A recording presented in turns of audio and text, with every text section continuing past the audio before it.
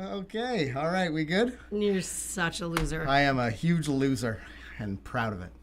So let's talk a little bit about one of the first signs of good leadership. You know what? Taking the other Bad leadership? Of bad leadership. Yeah. I think this is really common. Something for those of you who are first-time viewers, you might not know this. I've also worked for nearly 30 years, 27 years as a firefighter. And probably I was saying to someone in our office at the training facility today, that I get calls probably twice a month from other firefighters who are like, hey, I got a dog training question. And so often the first thing that I ask or we talk about is this next mistake that people make. If you find that you aren't witnessing your dog doing the thing that you're frustrated with. So maybe it is barking outside when you've let them out for a pee or whatever. Maybe it is having accidents in the house. It can be Chewing something. It can be Jumping on people when they come in the house. 100%. You need to be capturing these moments for a whole bunch of reasons. And again, whether this is a puppy or an adult dog that you're trying to cure a problem, fix a behavior, you need to be supervising them. So one of the biggest leadership mistakes that people make is they're not doing enough supervision. Now, here's the good news, is that you only need to be a master supervisor while you're trying to solve the problem, while you're trying to train the behavior. And then after that, your dog can have some more freedom. Yeah. But at the beginning, it is critical that you are supervising your dog 100% of the time, especially if you're trying to solve a problem. One of the biggest reasons why that is important is because of the timing in which dogs learn. So the reason why we want to supervise them, well, there's two reasons. Number one, and more importantly, we want to prevent our dog from making the poor choice by managing them and giving them good information. Dogs actually learn through repetition. Well, they learn through repetitions of right and they learn through repetitions of wrong, but they sure as heck want to repeat things that they're right at. So if I'm with my dog and I'm able to positively influence them to make great choices all the time, the rate in which I'm going to train my dog to do, good all of the time is wicked fast. So fast. That's why we end up getting puppies that are young and are already so well trained, because our puppies don't get a lot of rehearsal of making bad choices because we're just on them all of the time, showing them the way. The issue, though, is that, if you are not a good supervisor and your dog does make a poor choice of any of the things that we listed before, in order for your dog to actually comprehend that they're making a poor choice, you need to catch them in the act of doing it. Dogs learn through information in intervals of 1 second. So basically, you need to let them know right then and there. Unfortunately, despite what some people think, if your dog makes a mistake and your dog makes a poor choice and you don't see this poor choice until a few minutes, a few hours, however long later, a lot of people are so upset at the dog or so mad at the dog, and then they sort of think, well, he knows what he did wrong. Look at his behavior. Look how he's reacting. And dogs are masters at reading body language, and often if your dog looks sheepish or sorry or guilty, I hate when people say that their dog looks guilty, but whatever, they say guilty. It's funny, I thought about this on the ride-in. It's because they know you when you're happy. They know when you're nervous. They know when you're pissed off. They know when you've been sleeping. They know when you're awake. They know when you've been bad or good. So be good, for goodness sake. We're in the wrong month for that. Anyways, so they are reacting to your body language. They don't go, 20 minutes ago, I ripped apart the carpet and then I peed on the floor and they probably are so mad at me about that. Dogs don't think like that. Those are human emotions. Dogs don't think like that. So it's really, really important that if you actually want your dog to change their behavior, you have to stop them in the moment of when they're doing the thing wrong. And the only way that you can do that is if you are watching them. And that's why supervision is so important. But I think what's important to say is the thing that Ken added is that, sometimes people are just so bothered by the level of supervision we want our students or our people to do, but it's only for a short period of time until your dog learns the ropes. Once they learn, the ins and outs and the rules, you get to coast, you get to take the foot off the gas, and the dog, knows what to do. So, right now when you're in the thick of things in training, it seems quite daunting, and it's like, oh gosh, I don't have a life. All I have to do is, manage this puppy. Yep, you sure do. But once they get it, this is not a long-term thing. So that's why supervision is so important. It's a step that must not be missed. By the end of the conversation tonight, you're automatically going to start being a better leader. The question is, are you going to take action? Are you going to make these changes, make these choices? Because you're going to have the information. To Kale's point, your puppy or dog is learning 100% of the time. They're learning right now. Yeah, that's right. Whether you're there to give them the information, reward them, praise them for doing a good thing, or you're there to redirect them, guide them away, stop them in the moment, catch it with your voice, hey, knock that off, or whatever, they're learning. The tough part is that so many of these things that your dog is doing or that you might be struggling with or that you could be struggling with in the future are totally self-rewarding for the dog. So your dog chews on your shoes, they're eating the bottom out of the garbage. All of these things feel good, they taste good. So your dog thinks this is the right thing. They don't know any better, they don't know any different.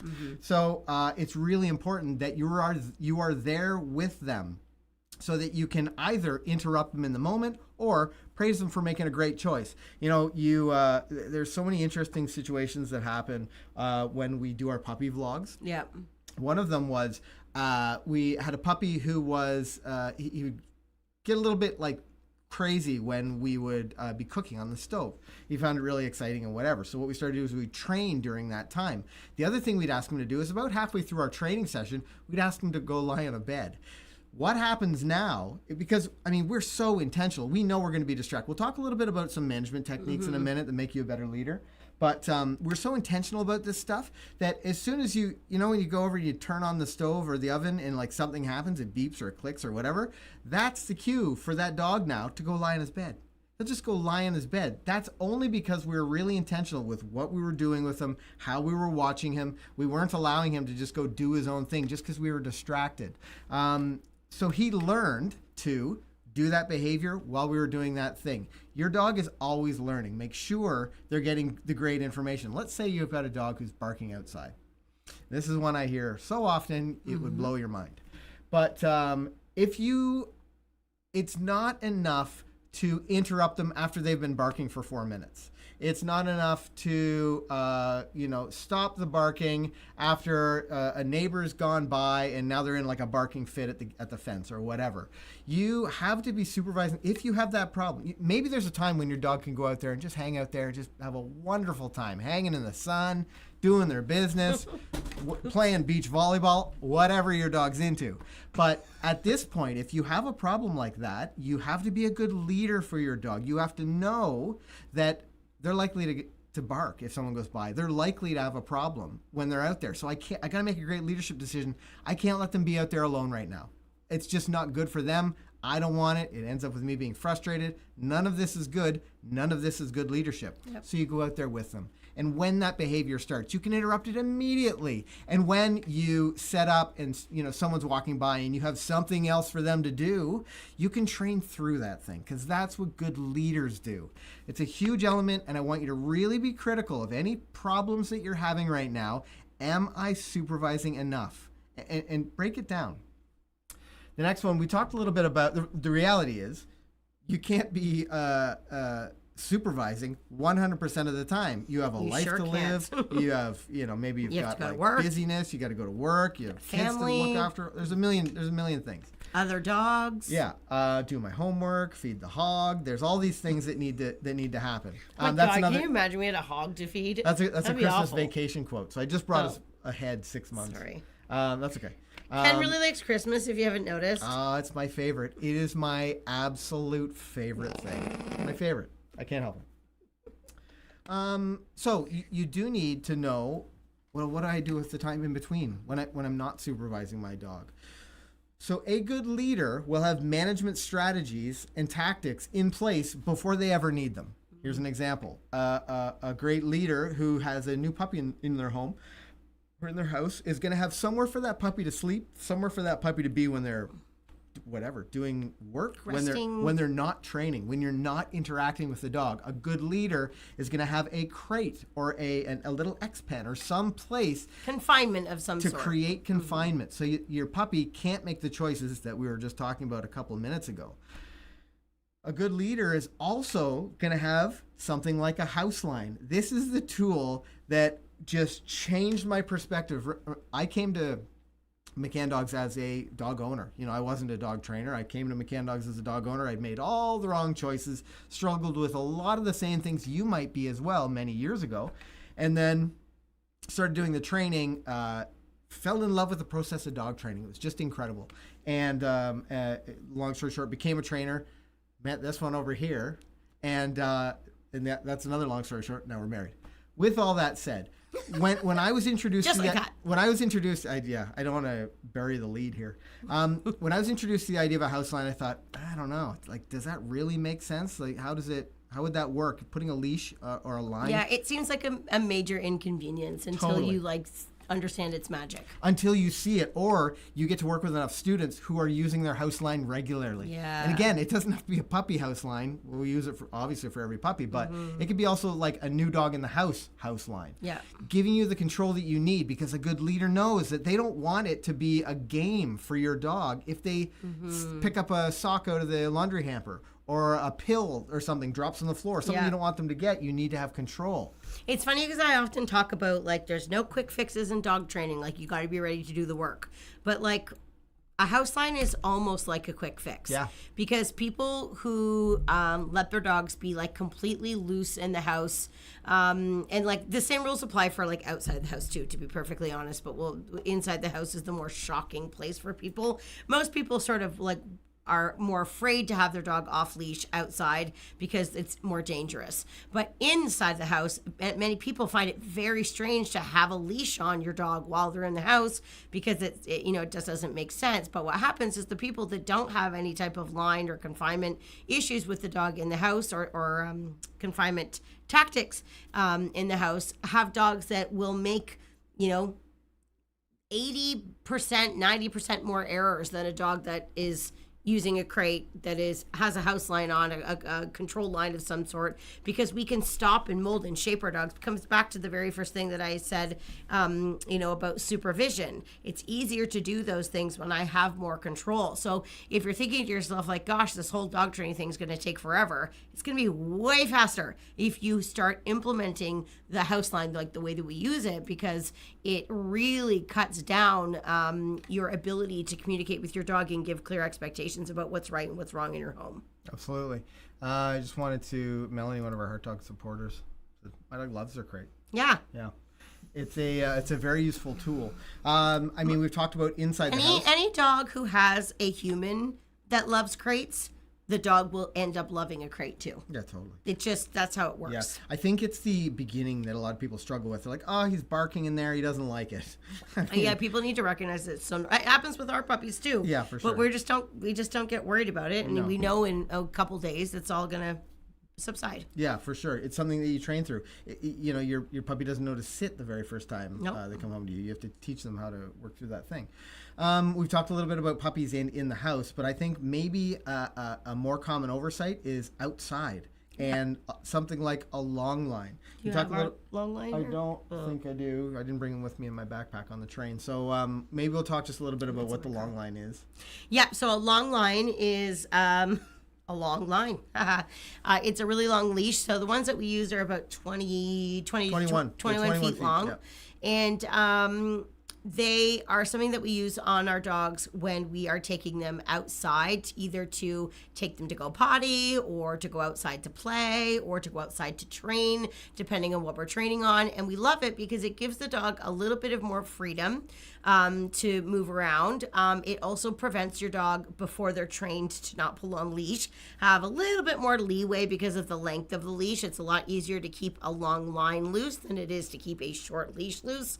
And it also is going to be the stepping stone to having off-leash control eventually, which is what our ultimate goal is. My goal is to be able I can take my dog outside or take them anywhere and take them off leash and have complete trust that they're not going to leave me, that they're going to stay nice and close. So we love the use of a long line. Our young dogs are on a long line every single time we step outside the door, we'll take their house line off and then replace it with the long line, so there's just a little bit more freedom.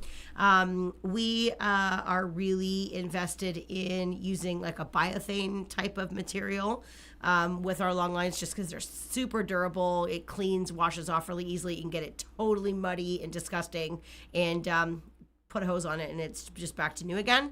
So something like that would be a really great investment for a dog of any age in training. We use it for puppy training. We also use it for older dogs when we're wanting to work on, verbal control, recall training, anything like that. Stopping your dog from digging, stopping them from chasing bunnies in the backyard, whatever it might be. Eating poo. I put one on my dog the other day because she was eating poo in the thing. It's a training tool. Yeah, absolutely. Awesome. Yeah, I think this is something. So if you are letting your dog outside, maybe they go do their business and you don't have a leash or a line on, and you're calling them and they don't respond right away. Mm-hmm. What do you think that does to your leadership?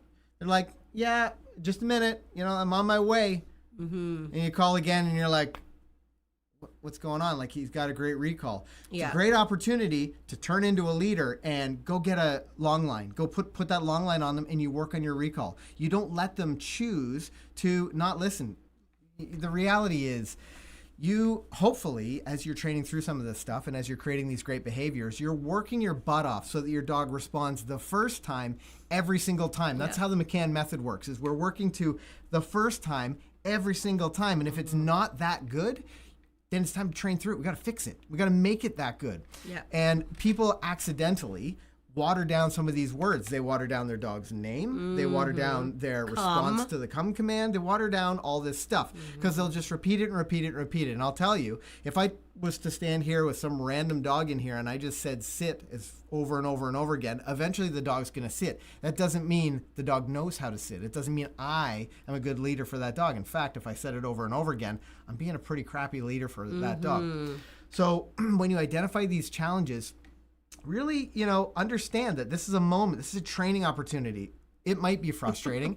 It might be extra work, but let me tell you, it is so worth it, because at the end of that training session, you have a dog that you can might have a better understanding of what your expectations are. The next time you go out, you can practice it first and then test it. You can practice it first and then give them a little bit more freedom, but you've really understood as a leader, geez, they don't quite get it. One of the most important parts is just knowing what your expectations can be of that dog before you put them in that situation. In fact, we'll talk about this in a minute, we wouldn't put a dog in a situation where we're pretty sure they're going to fail. Nope. Because that's bad leadership. Yeah.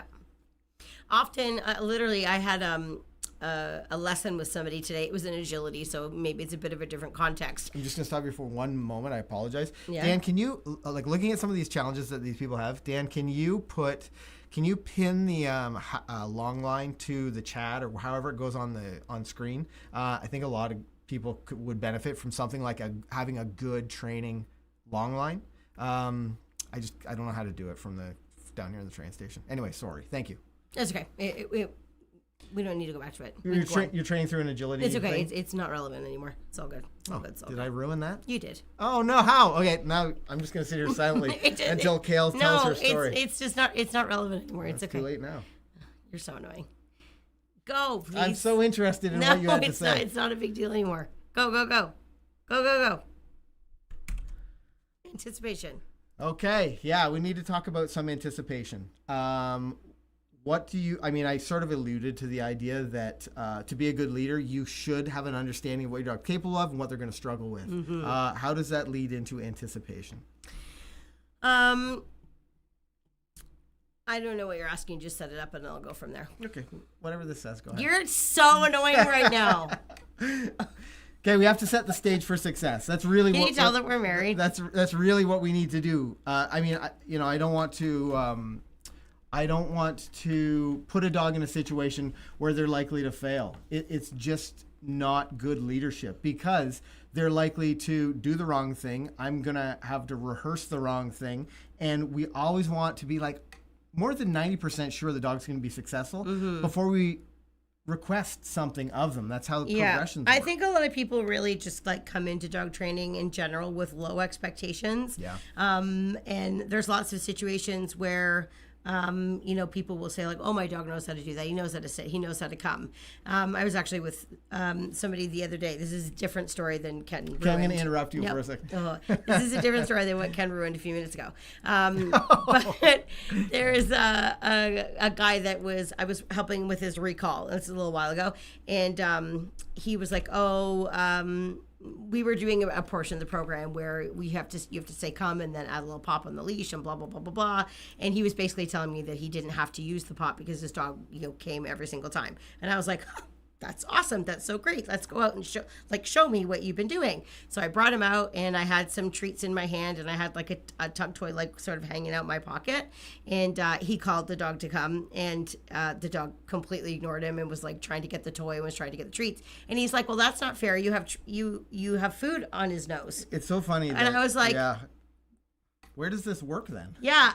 It's like, it's not fair. Yeah. It's literally the point. So we have to remember, like, his idea of expectation was that he said come, and when the dog was like in the kitchen, the dog would like come every single time. But like that dog showed in that moment that if there is any type of distraction, I had a little bit of food, a little bit of a toy, that he didn't really know it yet. And it's not even that the dog was being a bad dog or that the person was being a bad trainer. It was just literally the expectation change. Yeah. He didn't understand that my dog needs to come when there is nothing going on, when that instructor has a cookie, when my dog is like about to go up to a skunk in the backyard, when my dog is chasing a deer in the forest, whatever the situation is. All of these elements of distraction level, we still are expecting the dog to listen to us every single time. But the only way my dog is going to stop chasing a deer in the forest and come back to me when I call is if I practice with food and high value, high distracting toys. And I need to practice and prepare. So when I'm in the real world, my dog says, I've done this before. I've been in situations where I've had hard choices. And I know that when I listen to my mom or dad, it pays off. That's the better choice. So you've got to approach your dog training with high expectations, because that's the only way that you're going to have a dog that has reliable skills, that's going to be long lasting, because dogs aren't machines. They require maintenance and training and practice and all of those things in order for the skills that we want to enjoy to have a long lasting effect.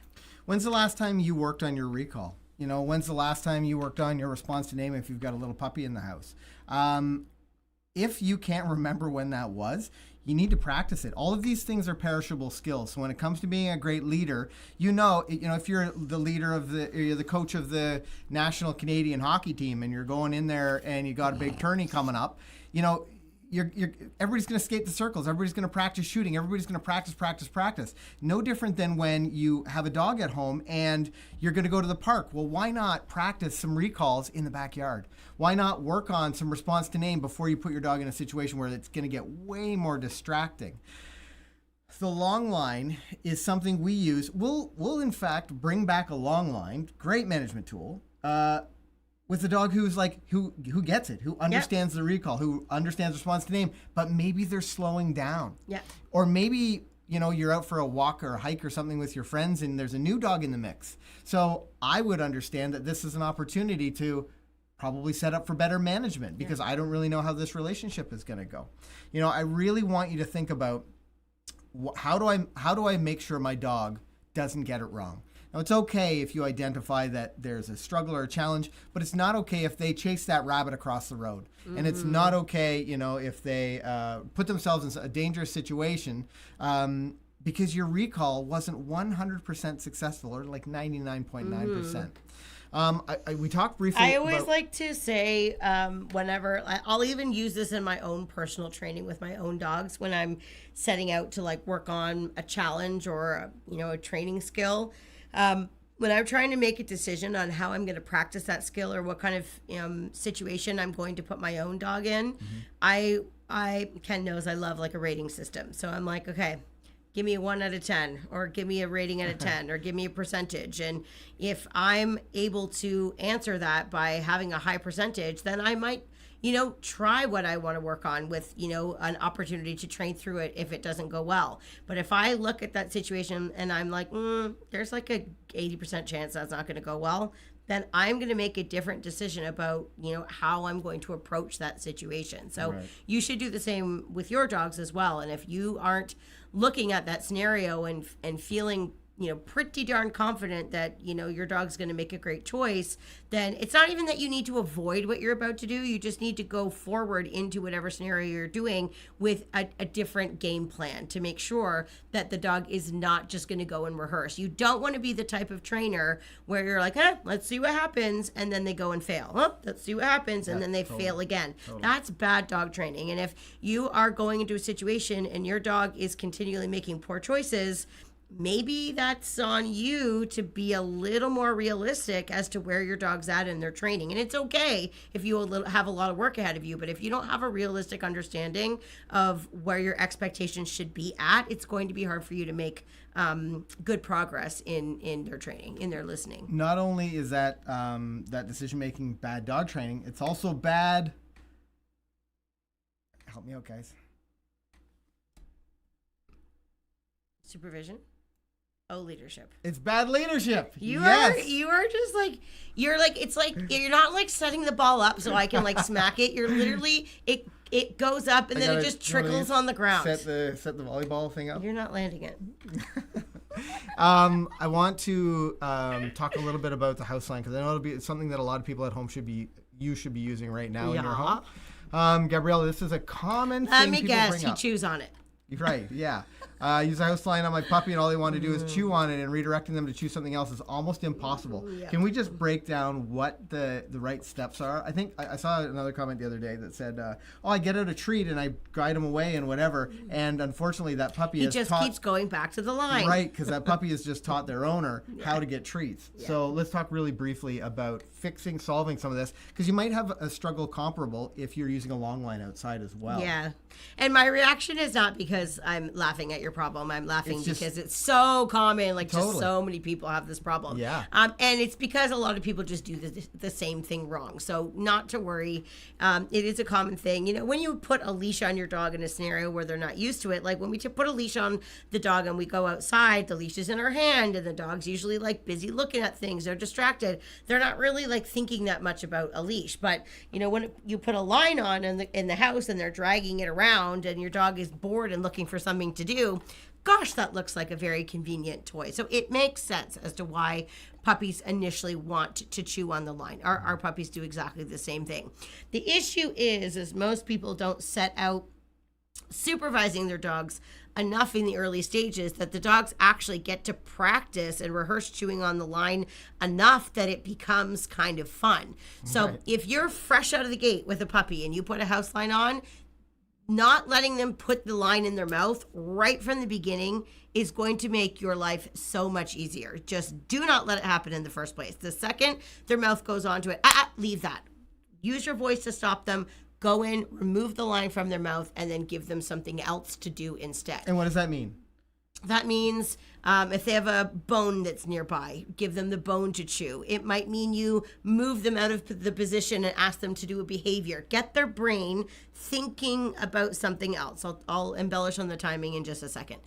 If you are in the opposite idea, you've had a few days, you've had a few weeks of your dog chewing on the line, I'm guessing that you probably aren't using it consistently because you're annoyed that they chew on the line, which means the dog's not wearing it all of the time. Like when we say all the time, I literally mean anytime the dog is not in the crate. So that like all the time the dog has a line on.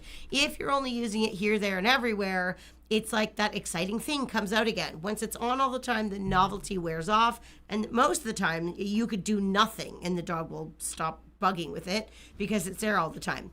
But if you're at the point now where your dog's chewing on it and it's becoming a bit of a game, you've got to stop them from doing it by using your voice to interrupt them and then go and remove it from their mouth. But you need to be careful of your timing, and this is what Ken was alluding to before. A lot of the time, people will give them a bone right away, or pet them, smooch them, give them love, or they'll give them a cookie or whatever it might be. Smoosh them or smooch them? Smooch them, smooch them, whatever, same thing. Yeah. And then what a smart dog will start to figure out is like, every time I chew on this line, I get a treat, or I get love, or I get whatever, and they start to actually pair those things together. Remember, I mentioned before, dogs learn within 1 second. So if you're going to go with the redirection route, that's fine, but make sure you watch your timing. You need to make sure that you get your dog doing something else other than chewing on the line for a few moments before you're introducing the replacement behavior.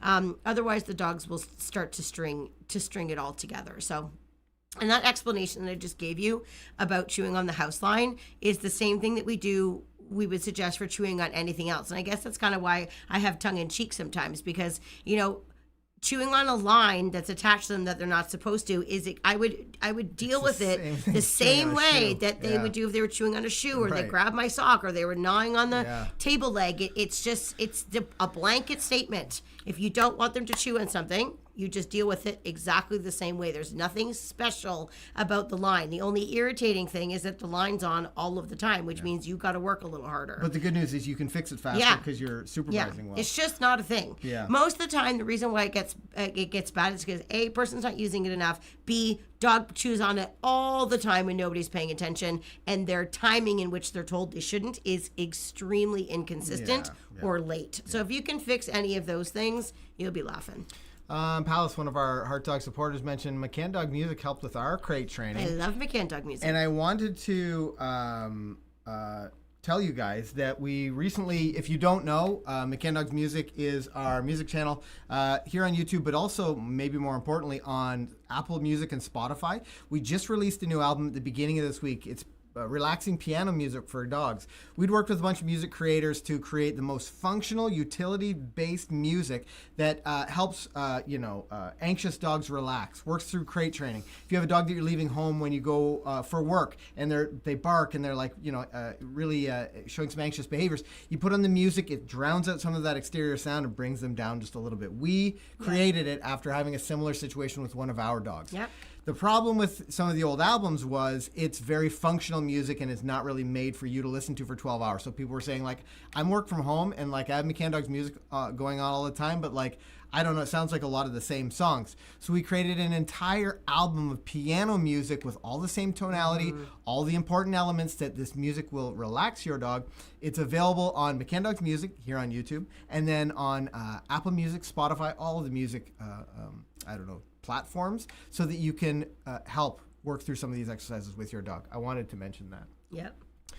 Devira Hicks says, what breeds do you all train? And Aaron so graciously talked about some of the breeds that you and I have, but I also wanted to say that we also, like our school, our McCann Dogs, we train every single breed. Yeah. We have all kinds of breeds that come in.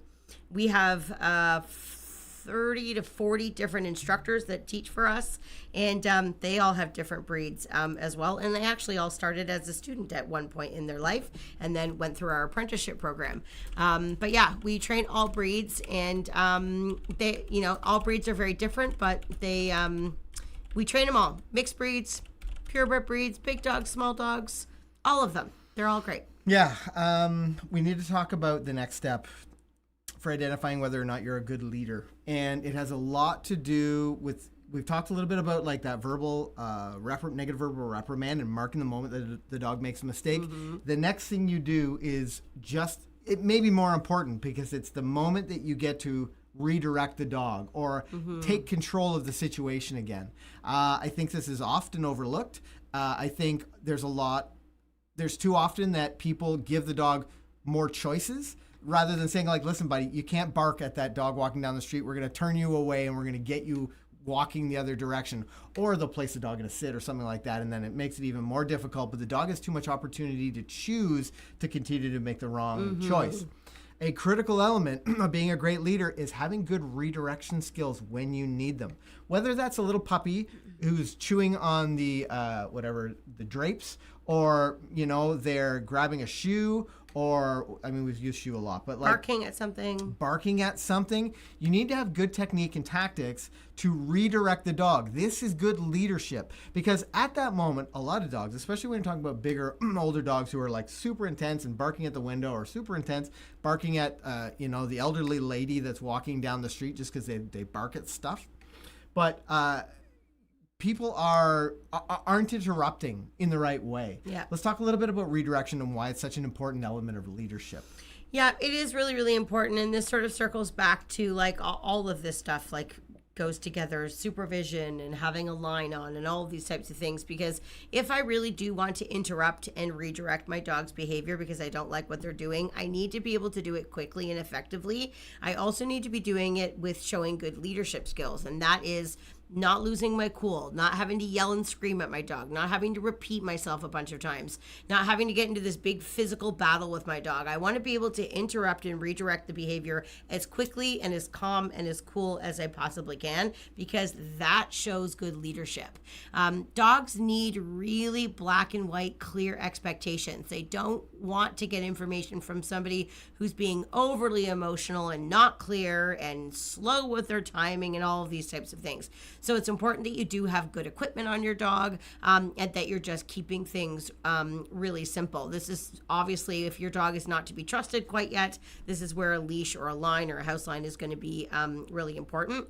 You also want to make sure that when you're doing redirection that you're not getting into a habit where your redirection in your mind is just with like telling them to do something different. Yeah. Because sometimes, dog will be barking and people will say, quiet or leave it. And dog barks again, quiet, leave it. Dog barks again, quiet, leave it. It's like, it's like a broken record. So it's really important that you need to say what you mean and mean what you say. So if your dog is barking, what you said as examples, since we're sort of on it, then I would need to say quiet or leave it. And then I'm going to take my leash and I'm going to literally turn the dog away from where they're barking and change the location, ask them to do something different, something that's going to reset what they're thinking about. And if that means that my dog's so engaged at what they're barking, I literally need to go 20, 30 feet away in order to de-escalate the dog and regain focus on me in the early stages. That is what I will do. And then I will make sure that if I'm going to go conquer that distraction again, I'm going to go in with a better game plan, different equipment, higher value treats, different skills, whatever that situation might be. But it's really important that if you want to have good leadership and you want to stop a behavior before it starts to escalate, that you need to be able to redirect your dog quickly and effectively. And the easiest way to do that is by having, the proper equipment on the dog. Great. Pale asked a great question, and I want to dig a little deeper into this because I think it'll provide you at home with a little bit more, hopefully, clarity and context. You mentioned supervising to correct the behavior, but how do you correct behavior that only happens when you're not around? Now, before we answer that, what is specifically what is the problem that's happening when you're not around that you're looking to solve? I will say that's a great question. I bet it's going to have to do with number one on our list. So breaking down our leadership structure. When we're talking about the signs that you might not be a good leader for your dog, we talked about not enough supervision, not good management. We talked about you're not anticipating the right way. So let's break down something like a behavior like jumping up on the counter. Yep. Or something like that. So talking about supervision, if you don't... yes. Yes, they do, Aaron. Yeah.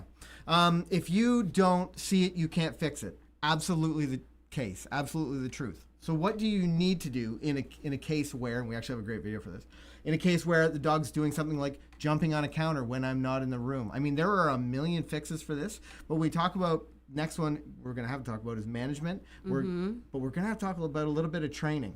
Yep. So let's talk about that. So we know that we have to have good timing, right, when we give our dogs information, and that can be really challenging to do when we're not physically in the room.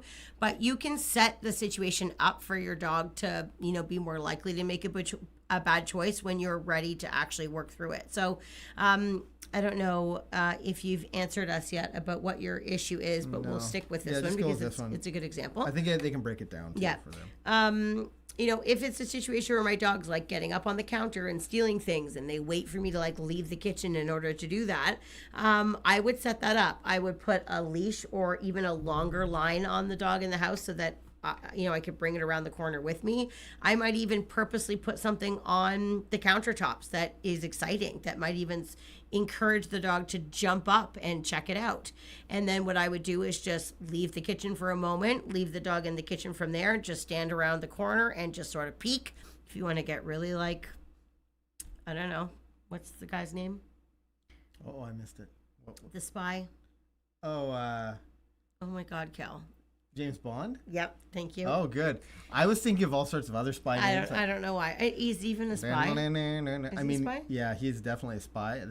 I don't know enough. Anyways, the point that I'm trying to say is that you could get like a mirror or something, and then you can see around the corner. Really, you can get right into this if you want to. Video camera, whatever you want. And then what you're going to do is you see your dog start to like air scent or like start to think about making the poor choice. You're going to come into the kitchen and you leave that. Don't even think about it. And then redirect your dog from there by taking the leash and actually physically moving them away. But you need to set them up, because if your dog is making poor choices, in the kitchen or whatever it might be when you're not there, they're clearly telling you that they're not able to be unattended, because they don't know how to make good choices. They are being an opportunist. They see, okay, they're gone. Now I can get into trouble. And if that's happening regularly in your house, you're not going to fix your problem. Your dog is going to have two sets of rules. One when you're there, one when you're not there. So when you get to the point also, and I venture to say, people say, my dog never does it when I'm there. They only do it when I'm not there. That is not true. There's lots of times when I see people say, oh, my dog is so perfect when I'm there. And I see all kinds of things that they could do better, while the person's there. Like, often if your dog is bold enough to do things while you're not looking, they are also doing things that they shouldn't while you're there as well. A lot of the time when your dog is just like a perfect angel when they're with you, they're usually a perfect angel when they're not with you as well. So you have to be careful about how quickly you're giving your dog freedom so that you're working through it, the best way that you can. Yeah. The other thing that you can, I'm just thinking about like training opportunities. We might have our dog on leash and work around the countertop. If you have a dog that's really anxious or really intent on jumping up, and anxious isn't the right word, intent on jumping up, I'm going to train through that. And, one of the tricks that we use is using a processed slice of cheese, one that is so close it's very specific to being able to get it. Like, it is like hanging over right by their nose, and will work through them choosing to not jump up. There's no way you can fix the problem if you're not there. What you can do is train through it, teach them what the right choice is when you are there, and then get really sneaky with some of these unique tactics for identifying, marking the moment, getting in there with a negative verbal reprimand, and like letting them know that that's not what you want. To Kale's point, management is key. That's a pretty complicated set up mirror system. We have a million ways to fix a million problems in our online life skills and online puppy essentials courses. So if you are struggling with something and you're like, I just can't fix it, I just can't work through this thing, let me tell you, we have we have decades of experience, of dog training experience in that program for all the staff that will help you through the training. In fact, instructor Erin is in there. She's one of our instructors in there as well. So she would be helping you through some of these steps and processes. So the question the Piola had asked or had responded by saying the dog's good in the crate when we're around, but once we leave, he starts barking and stressing in general. So that's a good example because it's number one, great that your dog's in the crate when you leave. You're doing a good job of containment while you're not paying attention. That one is a hard one to answer in this type of setting, Paola, because the barking in the crate could be happening for a number of reasons, and those number of reasons would elicit a different type of response from us. So if it's a stress response versus like just being bratty versus whatever, we would actually react to that very differently, and that sort of speaks to what you said. I'm not trying to do a shameless plug with the program, but this is literally a perfect example because sometimes what happens is, you ask a question or you watch one of our YouTube videos and we give you, a thing. Well, that thing might not be for the exact reason your dog is making the problem. And when we get to know you and your dog, and we can watch a couple, your dog on a video, or we can actually ask you a question, well, now I can give you a super specific answer because I see your dog's body language. I know exactly what's happening. And now I can give you the answer that you need. And this is a good example. Crate barking can be so easy to fix, and sometimes it can be complicated to fix. It depends on so many factors, but that's a good prime example. Yeah, I mean, our YouTube, we're quite proud of our YouTube channel and all the opportunities we have to help you. I think we have a crate barking video on our YouTube channel. Some of these challenges, but the reality is there's nothing better than professional advice, professional help. Yeah. It speeds up the workflow. It allows you to have more success. And I think the reservation is a lot of people are like, well, what's in an online training course that I can't get on YouTube? That's a pretty common thing. Yeah. I would wonder the same thing. The huge difference is you're working with professional dog trainers, actual real human people. It's a structured program that shows you the actual progressions of when you should do what exercises. Yeah, I mean, you'll see, and I have seen in the chat some of the people that were in our programs, and that the difference is you get to work with people who can work through some of these problems. You send a video of whatever the challenge is, and we help you work through it. We have live Zoom calls too, there's lots of interaction. Oh, totally. Which is great. Anyway, we'll get past that part. Anywho. So talking a little bit about the evolution, the jumping up on counters thing. We talked a little bit about all the other 4 steps. The final one is the training. Yeah. To be a great leader, to be a good leader for your dog, you identify these training moments. We've talked about this throughout a big part of the show, and you decide that you're going to train through the thing. And I'm not talking about just you're going from an absolute train wreck to the thing, a beautiful finished product. I'm talking about you've even for situations where you've worked halfway through it and it's just not as fast as you want it to be. It's just not as great a stay. It's just not whatever the situation is. Being a great leader means you have really clearly defined expectations for whatever skill, and you are going to help your dog to be successful all the way up to that point. So, every time they make a mistake, it's a new opportunity for you to be a great leader and say oh, okay, so you know what? Squirrels. I know a lot of people here don't have squirrels where they live. Our Australian friends don't.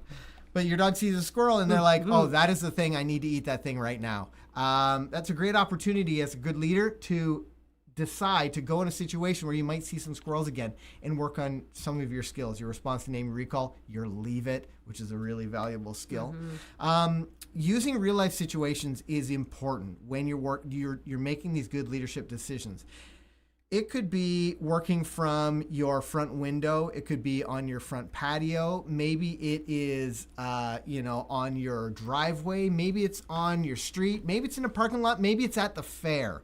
It's all dependent on your dog's level of understanding. Yeah, really. To be a good leader, I would know that, Grand Slam, we could take him to the fair. Yeah. He is a rock solid dog. But one of our younger dogs, I wouldn't do that because I'm just not as sure that they'd be comfortable with the environment, that they could be as successful, or they'd be overwhelmed. They'd be overwhelmed for sure. That's good leadership, knowing how to introduce them to some of these That's things. actually a really good point because we've been talking a lot about.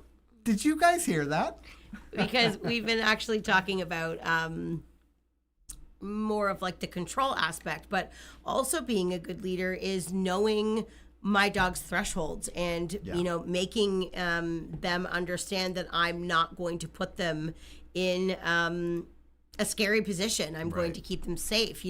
Our youngest dog, he's 3 now, and he can be so confident in some situations, and he can be such a weenie in other situations. He can be so aware and whatnot.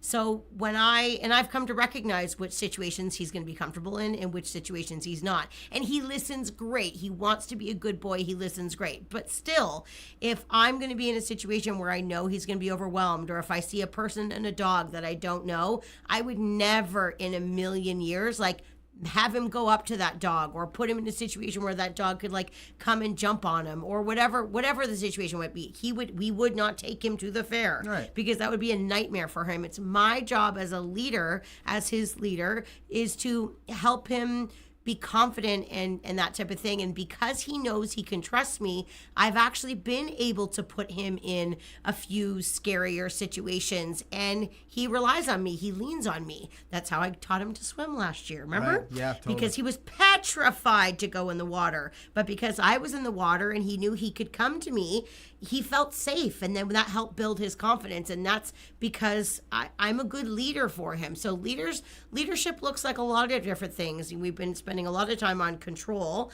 because that's what most people struggle with. But it also has to do with, putting your dog in good, safe situations where they can rely on you to make good choices for them. And that allows them to view you in a different light as well. Leadership, this is such an important point. And for those of you who are like really digging into this in your head right now, leadership isn't about listening to commands. No. It's about building communication and trust. The byproduct of that is a dog who listens every time. The byproduct of that is a dog who is biddable, willing, wants to, make you happy and, learn from you, listen to you. But the big picture goal as a great leader is that you understand all the way along, all the little steps that it's going to take to get to the point where they understand communication, to get to the point where they're choosing you over some of these other distractions. Yeah. It's really important. And I think to drive that point home, I think it was a great example with Five Alive, who is not a confident swimmer. No. But when you're there, boy, it just changes everything. Because he was like, you're not going to put me in a bad situation. You never have. Right. I've never given him a reason not to. So, he could do scary things because his person was there. Right. Absolutely. I want to talk a little bit about the upcoming holiday for a lot of people in North America. If you're a Canadian, you have July 1st, which is a big holiday. And if that means fireworks. It's fireworks, yeah. And if you're in the U.S., it's the 4th of July. Also means fireworks. It's Beeline's least favorite day. Yeah, she's the reason that we created McCann Dogs Music. Yeah, Border Collie's a little bit sound sensitive. So we specifically made I don't think there's an audio album, but there is definitely a video on the McCann Dogs Music channel that's made for these days. Dan Lots of Link Luton dropped it in the chat already, so make sure you click on that or you check that out, or even search McCann Dogs Music Fireworks if you have a dog who's sound sensitive, because it can help. Crank that music up and just drown out some of that outdoor sound. I also want to wish you a very exciting and happy holiday weekend for a lot of you. I know that, sometimes over these holiday weekends, your lifestyle changes, your routines change. And these routine changes can be a big deal for your dog. Yeah. So as a great leader, you're going to be focusing on things like supervision in the new environment, managing your dog, get that long line. If you're going to be out doing camping, going around, working on training. Barbecues get your long outside, line. make sure you're watching your dog. And Totally. if you want to just enjoy yourself and be social, utilize your crate, utilize your control. Yeah. This is a bad weekend for dogs to get into stuff that they shouldn't and eat things that they shouldn't and that type of thing. So, or run away. Yeah, run away because they're scared Yeah. of the fireworks. Yeah. So just make really smart choices. Try to put your dog in good situations. Keep them safe. Keep them happy. Keep yourself safe. Keep yourself happy. Yeah. Happy. That's really important. Totally. And you're anticipating these new challenges like the fireworks. You're got a good handle on redirection, how to control your dog when they need to be interrupted. And you're going to think about the training. Now, at the end of tonight's show, when I hit the go off air button, you guys will be transferred over to that new album on McCann Dogs Music, McCann Relaxing Piano Music for Dogs. I look forward to seeing all of the new students this week maybe from this live stream in the online training program. And on that note, or in person if you're close, come visit us. Absolutely. You can come and watch classes for free anytime you want. And you can come for a swim. Public's allowed to rent the dog come pool for a now. swim. Yeah? You're good to go? I'm good. Well then, with all of the teaching, all of the training, all of the things to we've wait a talked long about time. tonight, the rest, my friends, so that is up to you.